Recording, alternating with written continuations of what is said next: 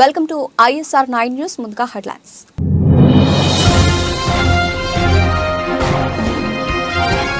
Albert Einstein college of medicine విద్యా సంస్థకు భారీ విరాళం. విద్యార్థుల ట్యూషన్ ఫీజు మాఫీ.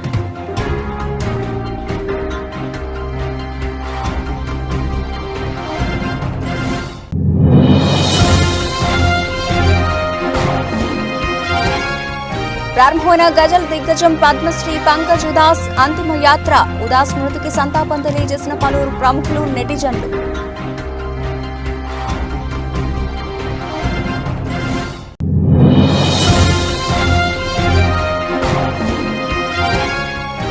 ప్రధాని మోదీతో శభాష్ అనిపించుకున్న జర్మన్ సంతతికి చెందిన సింగర్.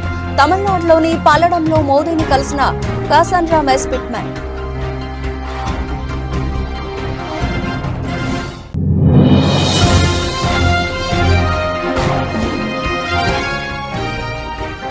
మంగళగిరిలో వైసీపీ విస్తృత స్థాయి సమావేశం. పార్టీ శ్రేణులకు దిశానిర్దేశం చేసిన సీఎం జగన్.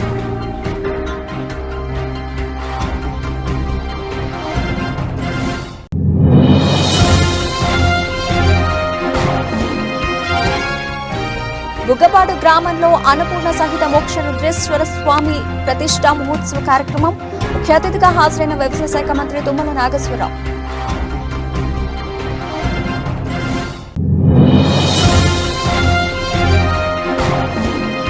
స్వల్ప లాభాల్లో ట్రేడ్ అవుతోన్న దేశీయ స్టాక్ మార్కెట్ సూచీలు. 10 పాయింట్ల స్వల్ప లాభంతో 22,208 దగ్గర కొనసాగుతోన్న నిఫ్టీ.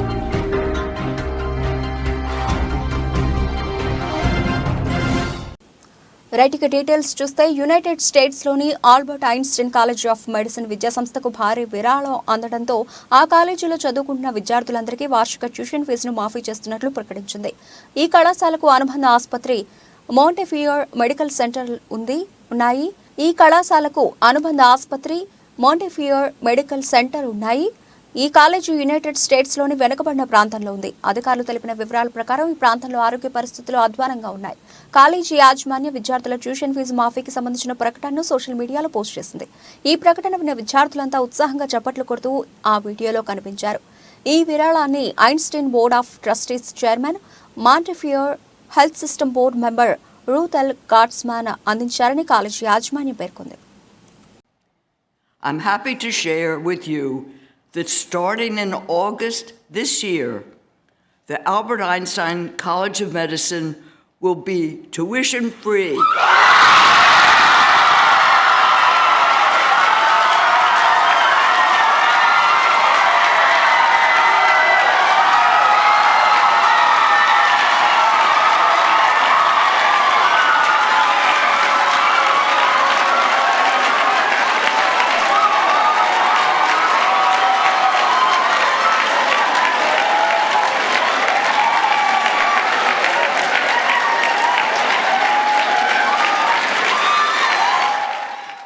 గజల్ దిగ్గజం పద్మశ్రీ పంకజ్ ఉదాస్ అంతిమయాత్ర ప్రారంభమైంది. మహారాష్ట్ర రాజధాని ముంబైలోని పంకజ్ నివాసం నుంచి ఆయన పార్థివ దేహాన్ని బయటకు తీశారు. పూలతో అలంకరించిన ఓ వాహనంపై తీసుకెళ్తున్న ఆయన పార్థివ దేహాన్ని కడసారి చూసేందుకు అభిమానులు తరలివచ్చారు. పంకజ్ ఉదాస్ అంతిమయాత్రకు సంబంధించిన వీడియో వైరల్ అవుతోంది. పలువురు ప్రముఖులు, నెటిజన్లు ఉదాస్ మృతికి సంతాపాలు తెలియజేశారు.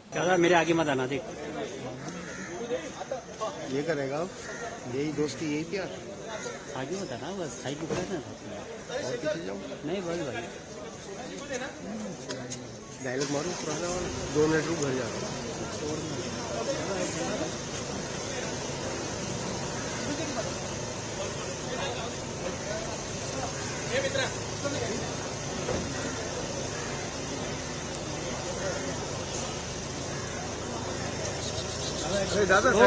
दादा मोबाइल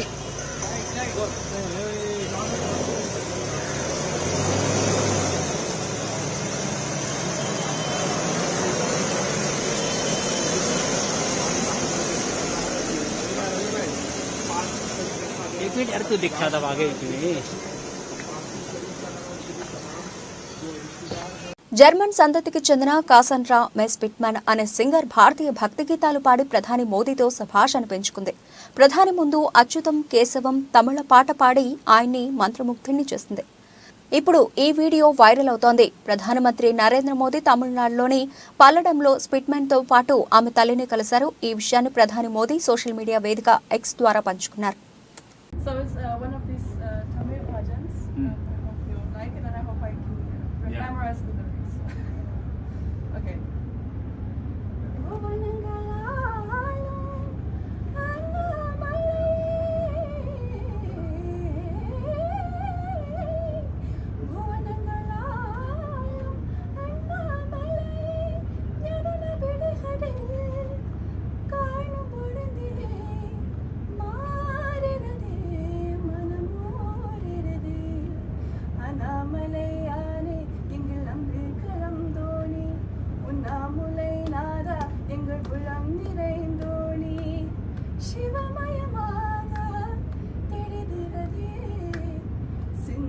శివయోగం వరహిరదే సిందై శివయోగం వరహిరదే. తాను అధికారంలో ఉంటేనే పేదవాడు బాగుపడతాడని సీఎం జగన్ అన్నారు. మేము సిద్ధం, బూత్ సిద్ధం వర్క్షాప్లో సీఎం మాట్లాడుతూ, నేను సీఎంగా ఉంటే లంచాలు లేకుండా బటన్ నొక్కడం ఉంటుంది. నాడు నేడు ద్వారా స్కూళ్ల రూపురేఖలు మారాయి. విలేజ్ క్లినిక్లు పనిచేస్తాయి. మహిళల రక్షణ కోసం దిశ యాప్ తీసుకొచ్చాం. ఆయుధం మీ చేతుల్లో పెట్టా, గెలిపించే బాధ్యత కూడా మీదే అని పేర్కొన్నారు. అది కుప్పమైనా సరే, ఇచ్చాపురమైనా సరే ఎందుకు జరగకూడదు అని అడుగుతా ఉన్నా.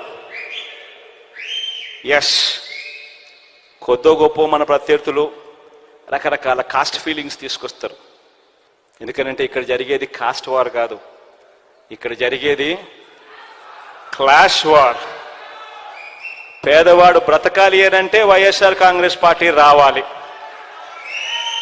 పేదవాడు బాగుపడాలి అనంటే వైఎస్ఆర్ కాంగ్రెస్ పార్టీ రావాలి.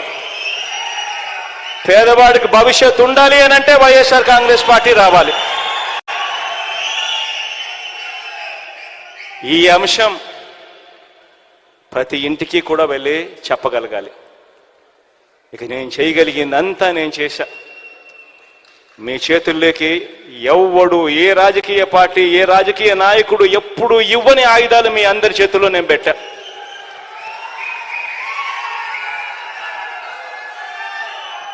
ఇక ముందుకు తీసుకొని పోయి ఎన్నికల్లో గెలిచి రావాల్సిన బాధ్యత ఇక కేవలం మీ మీద, ఈ 45 రోజుల్లో మీరు చేసే ఆర్గనైజేషన్ స్ట్రెంగ్త్ మీద మాత్రమే ఆధారపడి ఉంది అని చెప్పి మాత్రం చెప్తా ఉన్నా.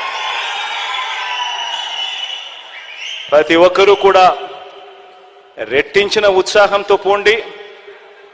మంచి చేశాం, మంచి చేసి ఓటు అడుగుతా ఉన్నామన్న ఒక గొప్ప సంతృప్తితో పోండి. పోయి ఈసారి మాత్రం, లాస్ట్ టైం నాకు 151 వచ్చాయి, లాస్ట్ టైం 22 ఎంపీలు వచ్చాయి.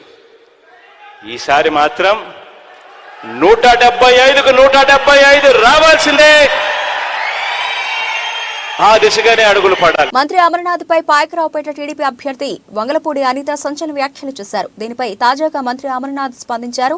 సీఎం జగన్ ఆయన భార్య భారత్పై ఏమైనా తప్పుడు మాటలు మాట్లాడితే ఆమెను పరిగెత్తించి కొడదామంటూ మంత్రి అమర్నాథ్ వార్నింగ్ ఇచ్చారు. కాగా మంత్రి అమర్నాథ్ కు అనిత గుడ్డు పగలగొట్టి వార్నింగ్ ఇచ్చిన విషయం తెలిసిందే.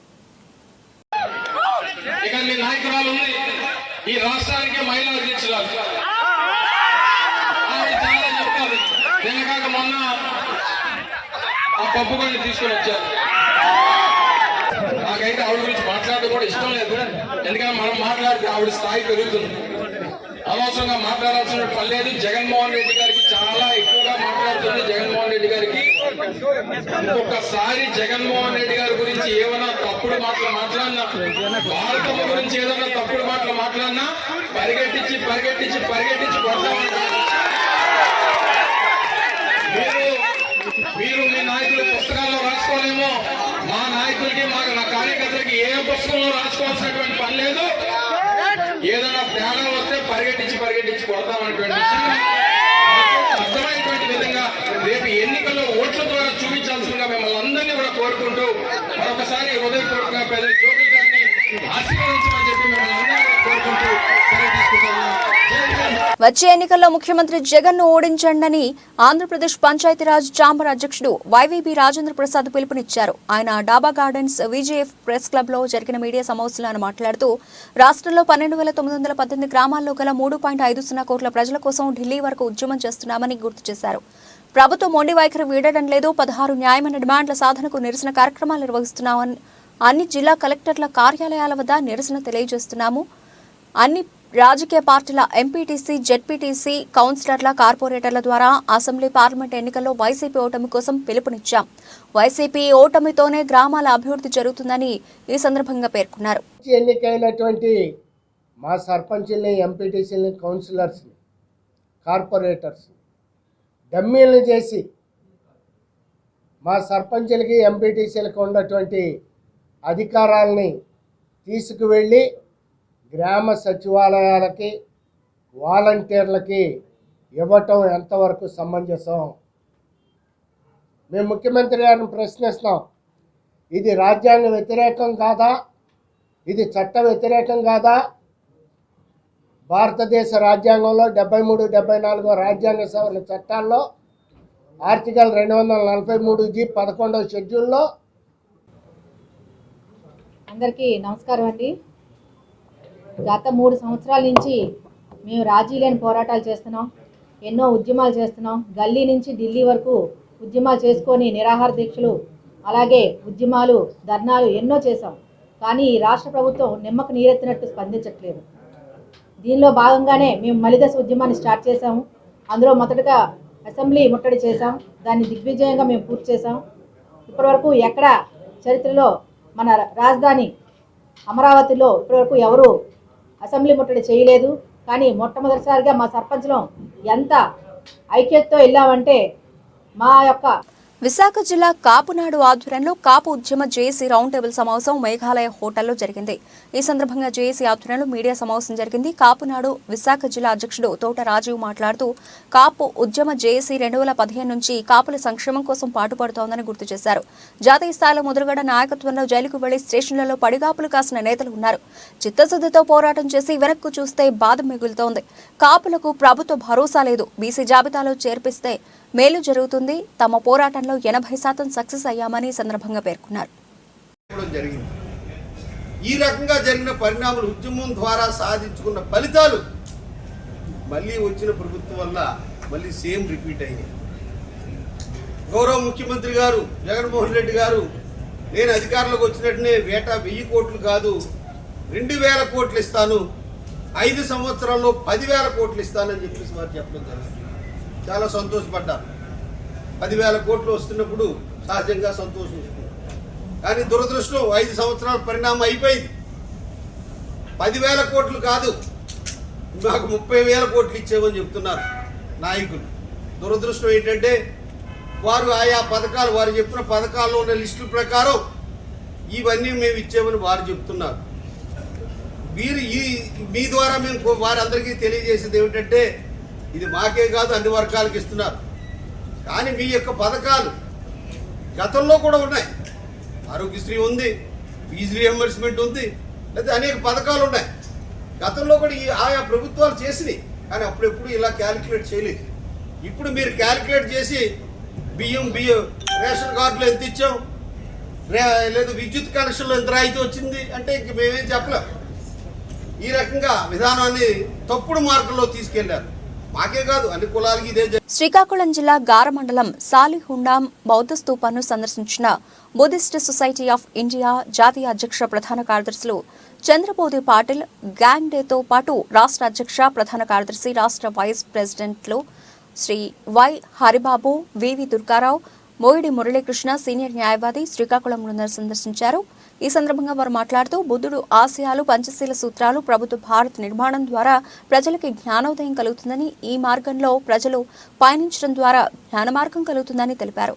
ఈ బృందం పర్యటించిన వారిలో బీఎస్ఐ జిల్లా అధ్యక్షులు కార్యదర్శి బి కృష్ణారావు, హనుమంతు మన్మథరావు, ప్రముఖ జెమ్స్ హాస్పిటల్ వైద్యుడు బి రామారావు, దండాసి రాంబాబు తదితరులు పాల్గొన్నారు.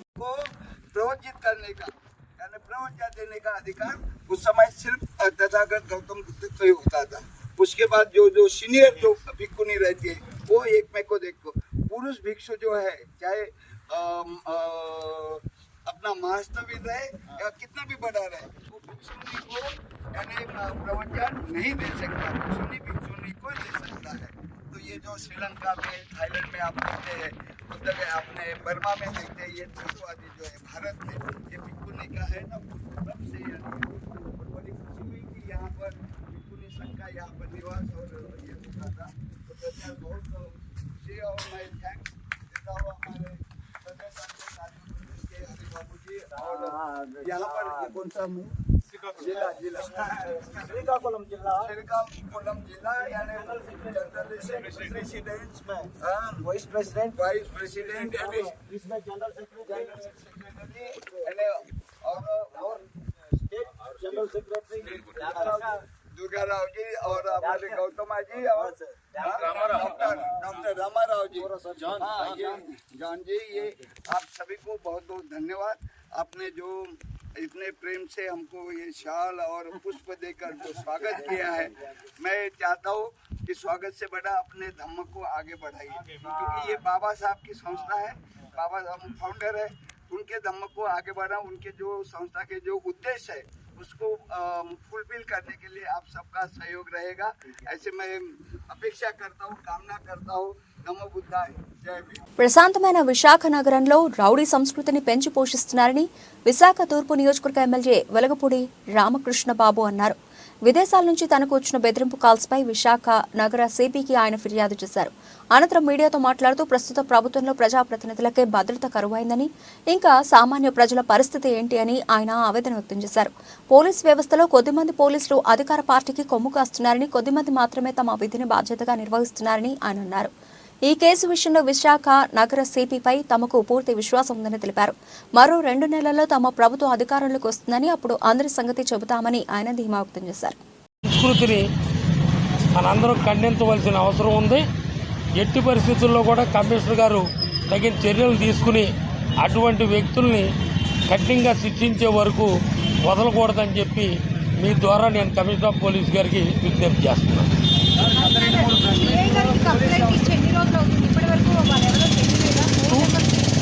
2 days అయిందమ్మా, అందుకే మళ్ళీ కమిషనర్ గారి దృష్టికి తీసుకొచ్చాము. మేము తప్పకుండా ఐడెంటిఫై చేస్తాం, ఎఫ్ఐఆర్ బుక్ చేస్తాం, ఖచ్చితంగా కఠినమైన చర్యలు తీసుకుంటాం, ఇటువంటి ఉపయోగించమని కమిషనర్ ఆఫ్ పోలీస్ గారు చెప్పడం జరిగింది. ఆయన చెప్పిన దాన్ని బట్టి నాకైతే ఆయన చేస్తారని అనుకుంటున్నాను.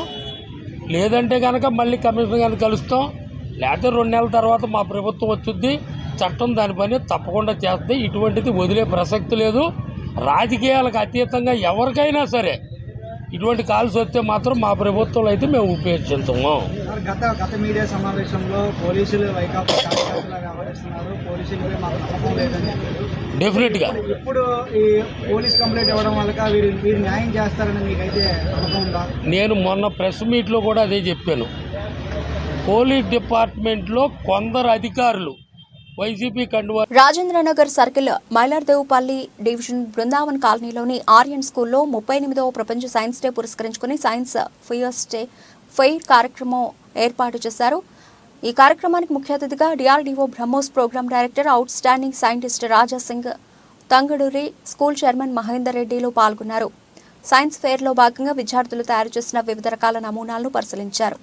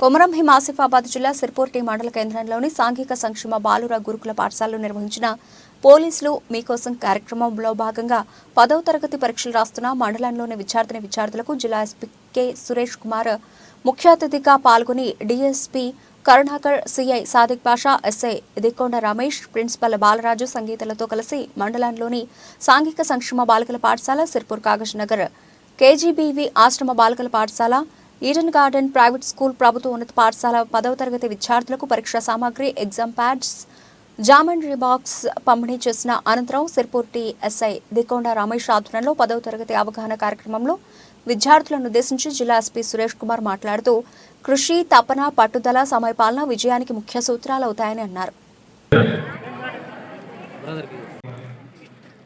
ఎగ్జామ్ని ఎట్లా పర్ఫెక్ట్గా డీల్ చేయాలి అనే విషయాల్ని వివరించిన డిపార్ట్మెంట్ ఆధ్వర్యంలో ఏర్పాటు చేసిన ఈ కార్యక్రమానికి అంటే మా DSP Kagaz Nagar, CI Kouthala, SI Sirpur T, principal of social welfare boys, principal of social welfare Kagaz Nagar girls Sangeetha గారికి, మోటివేషనల్ స్పీకర్ రాజు యాదవ్ గారికి, ఇతర హెచ్ఎంస్ అందరికీ, పాత్రికేయ మిత్రులకు, మా పోలీస్ స్టాఫ్కి, ఈ ముఖ్యంగా ఈరోజు ఈ కార్యక్రమానికి కర్మ కర్త క్రియ, ఈ కార్యక్రమానికి సెంటర్ పాయింట్ పిల్లలందరికీ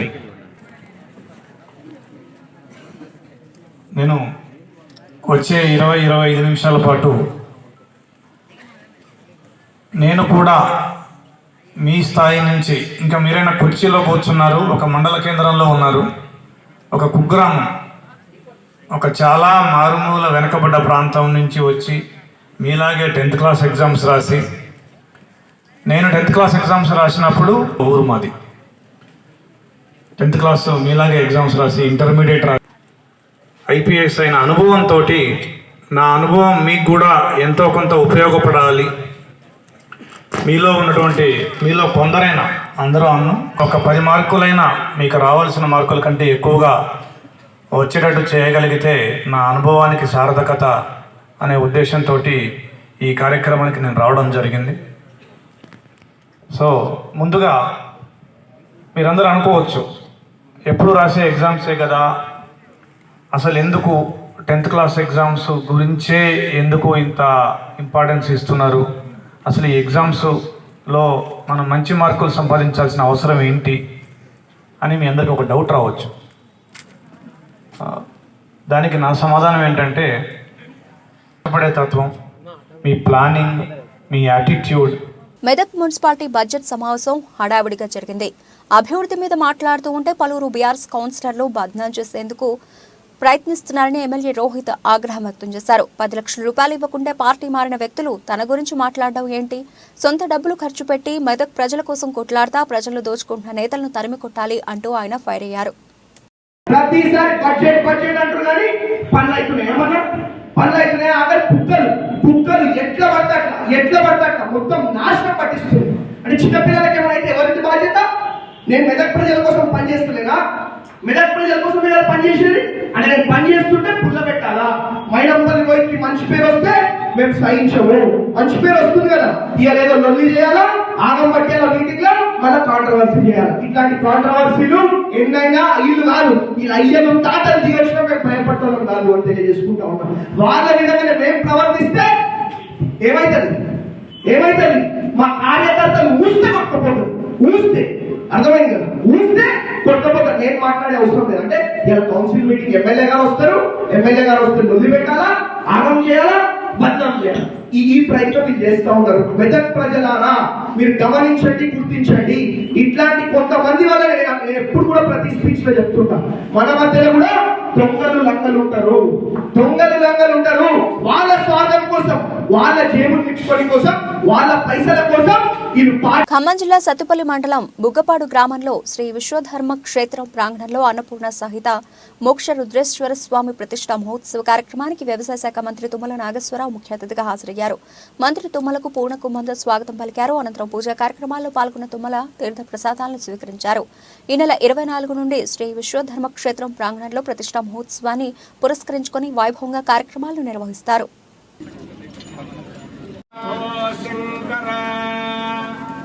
ఓం ఈశాన సర్వ విద్యానామీశ్వర సర్వ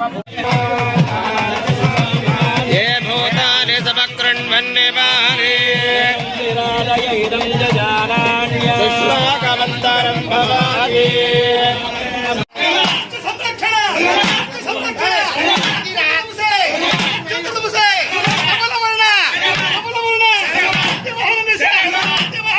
ఖమ్మం జిల్లా సత్తుపల్లి పట్టణంలో ఇంటర్ మొదటి సంవత్సరం పరీక్షలు ప్రశాంతంగా ప్రారంభమయ్యాయి. మొత్తం సత్తుపల్లి పట్టణంలో 7 పరీక్షా కేంద్రాలను ఏర్పాటు చేశారు. 7 పరీక్షా కేంద్రాల్లో 1664 మంది ప్రథమ సంవత్సరం విద్యార్థులు పరీక్షకు హాజరు కానున్నారు. ఉదయం 9 గంటలకు ప్రారంభమైన పరీక్ష 12 గంటలకు ముగుస్తుంది. విద్యార్థుల సౌకర్యార్థం పరీక్షా కేంద్రాల వద్ద అధికారులు ఏర్పాటు చేశారు. మరోవైపు ఎలాంటి అవాంఛనీయ సంఘటనలు జరగకుండా పోలీసులు పరీక్షా కేంద్రాల వద్ద బందోబస్తు ఏర్పాటు చేశారు.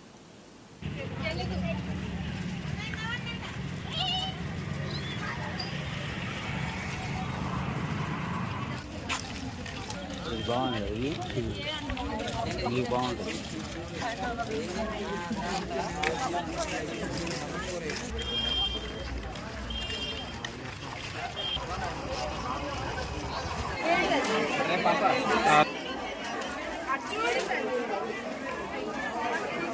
ఓకే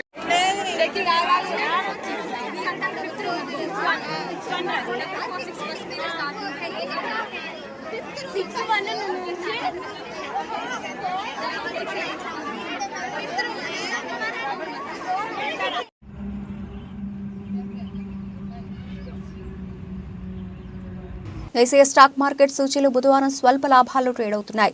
ఉదయం 9:24 సమయంలో సెన్సెక్స్ 44 పాయింట్ల వద్ద లాభంతో 73,140 వద్ద ఉంది. నిఫ్టీ 10 పాయింట్ల స్వల్ప లాభంతో 22,208 దగ్గర కొనసాగుతోంది. డాలర్తో పోలిస్తే రూపాయి మార్కం విలువ 82.90 వద్ద స్థిరంగా ఉంది. సెన్సెక్స్ 30 సూచీలో భారతీ ఎయిర్టెల్, టాటా మోటార్స్ మరియు ఇతర సంస్థల షేర్లు లాభాల్లో ట్రేడ్ అవుతున్నాయి. అల్ట్రాటెక్, సిమెంట్, విప్రో మరియు ఇతర సంస్థలు నష్టాల్లో ఉన్నాయి.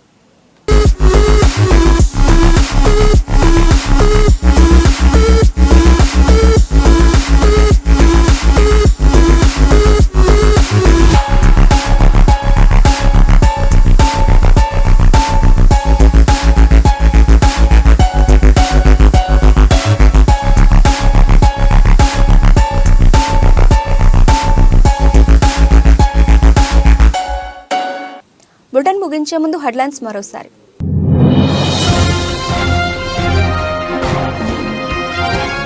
Albert Einstein college of medicine విద్యా సంస్థకు భారీ విరాళం. విద్యార్థుల ట్యూషన్ ఫీజు మాఫీ.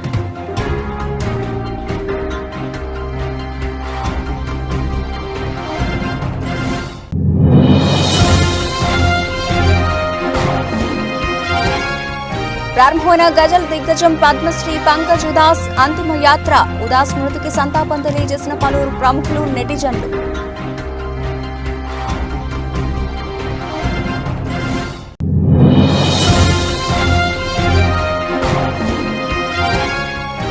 ప్రధాని మోదీతో శభాష్ అనిపించుకున్న జర్మన్ సంతతికి చెందిన సింగర్.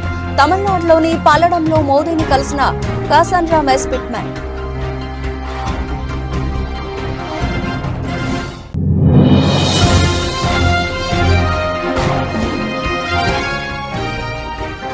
మంగళగిరిలో వైసీపీ విస్తృత స్థాయి సమావేశం. పార్టీ శ్రేణులకు దిశానిర్దేశం చేసిన సీఎం జగన్.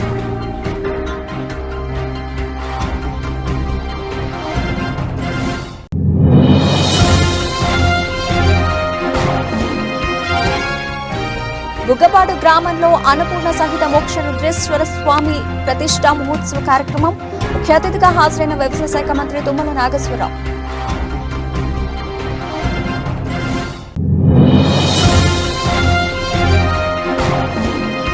స్వల్ప లాభాల్లో ట్రేడ్ అవుతోన్న దేశీయ స్టాక్ మార్కెట్ సూచీలు 10 పాయింట్ల స్వల్ప లాభంతో 22,208 దగ్గర కొనసాగుతోన్న నిఫ్టీ.